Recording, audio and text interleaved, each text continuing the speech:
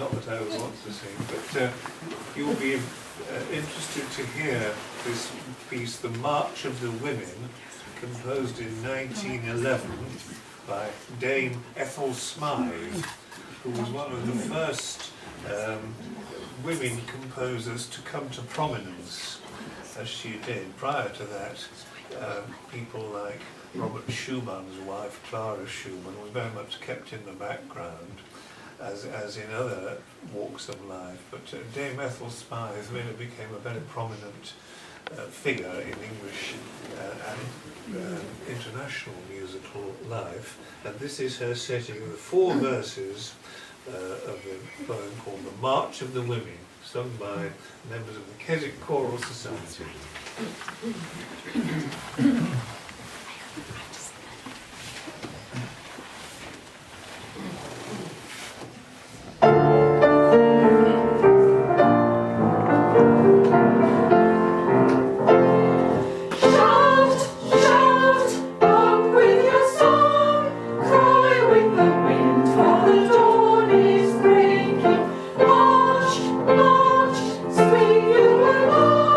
White blows our banner and Rome is waking.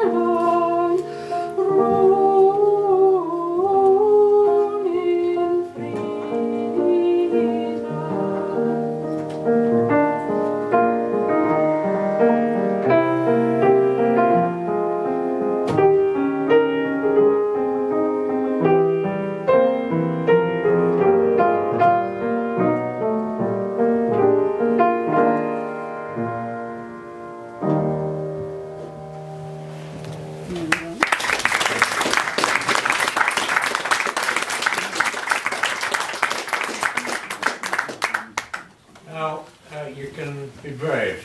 Can I make a suggestion, David? Sorry.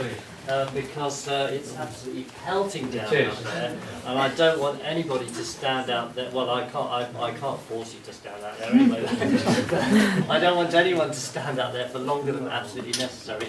There's a very few words I'd like to say, which are kind of scheduled. That's what I said before wasn't. Before I draw the curtain, pull the string, whatever. So I thought it might be better if I say them inside rather than spare you all getting soaked. Catherine didn't have any direct descendants, and we haven't been able to track down any descendants of her brother Hal, although I think there are some still living. So it falls to me. David has appointed me to be to do the honours with drawing the curtain. Her mother was the sister of my great-grandfather, if you can follow that, and both he and Catherine's father were masters at the Harrow School, as we've heard. As cousins, Catherine and my grandfather grew up together because they both effectively lived at Harrow School because both their fathers were housemasters there. In fact, the house that Frank Marshall, Catherine's father, founded was called Newlands, after his favourite valley in the Lake District. And as cousins, they also had shared holidays together here at Hawes End, and with other Marshall cousins who lived on Derwent Island, in Derwent House on the island over the lake there. And there are stories apparently from letters and so on that when they were making arrangements during the summer holidays, the sort of youthful and teenage cousins would use loud hailers across the lake. What are we doing today? Are we running up cat bells? Are we boating on the lake? And so that was how before telephones, I guess, talking about the late 1890s, that was how they communicated. But they were close in childhood, but my grandfather Eddie became a career soldier in the Royal Engineers, married into a very conservative family of stockbrokers, one of whom was later supposedly involved in funding the British Union of Fascists. And so my understanding is that Catherine was not the most popular person within my branch of the family, and that's probably why I had never heard of her until only a few years ago. And what I now know, I owe mainly to Joe Bellicott and Joe Alberti, who also sadly couldn't be here tonight, but has been very supportive and helpful in thinking the pre-planning for this event. I so wish they could have been here, and I'm really glad that David that David has given me, I've got to thank David really, because it was all his idea in the first place.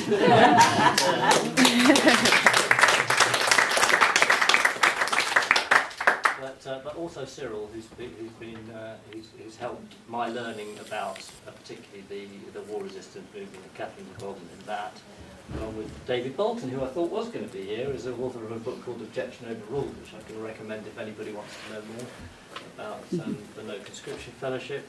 I'm an amateurish historian with an interest in women's history and peace history. I'm certainly proud to claim Catherine as a relation. 100 years on, gender equality and world peace still seem to have a little way to go, but she was certainly one of those who carried the torches in the early days of the 20th century. Finally, I'd like to, this is the tough bit, all that we've done so far, publishing a booklet, arranging this event, the actual fabrication of the plaque and the posters that you see, has been privately funded, and we'd love to get if we could get some money from somewhere, so either from you directly putting a few coins into the dishes up there, or if you've got ideas about where we might get some funding, because we would really love to put a permanent interpretation panel based on the posters that you can see in the big room alongside the footpath outside, so that lots more people who come past this building, perhaps see the blue plaque, can learn a little bit about Catherine Marshall and her importance to the women's movement. So if you've got ideas about that, talk to me or David. How much do you need? A lot. Well, the rough cost of fabricating something that's going to be durable outdoors, it can be about £2,000, possibly. Yeah. Yeah. So we haven't got that kind of money at the moment. So, okay. So now anyone Do you want who's to do your stuff Yeah. and pull the string, or does anybody want to ask a question about it? Oh, so yes, sure. Well, we'll be around having a cup of tea for a while afterwards. And, Cyril's still here, is he? Cyril is there, yeah. He's gone for a pint. What I suggest we do is Simon pulls the pulley, you sneak out rapidly, have a peek, come back in again. And if you want to wait till you go home afterwards, you can look at it then, can't you?